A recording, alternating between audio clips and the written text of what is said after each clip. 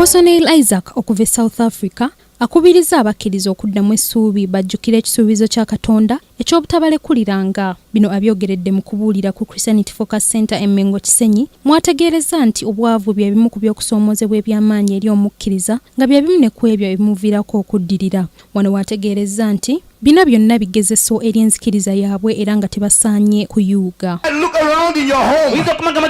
Look around in your business. You might look around in the territory, in the area where you find yourself in. You might see poverty. You might see things that are broken down. But I believe today that God is elevating us. And God is elevating you into a new place. I say God is taking you into a new place. Bw'abadde ayogerako ne kamera za Kingdom TV akubiriza abavubuka obutekkirira nnyo olw'emyaka gyabwe babeere n'okukkiriza era bakozese ebitone byabwe okwongera ku bumanyirivu bwe baba bafunye mu masomero olwo beefunira obulamu obulungi mu maaso. Age is no longer a restriction.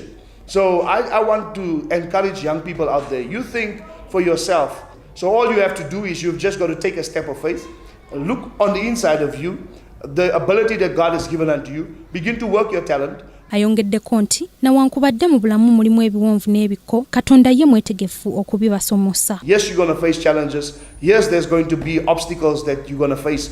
But I want to tell you, in spite of the obstacles, in spite of the challenges that you might face, I know that God will take you from one level of glory to the next level of glory. Apostle Neil Isaac ali ku bugenyi wano ku Christianity Focus Center era nga yabadde n'omwogezi omukulu mu lukuŋŋaana lw'abakozi b'ensimbi olwakomekkerezeddwa olunaku lw'eggulo. Ku lwa Kingdom TV, Madrid Nabukeera ne Kibwika Steven amalindirire.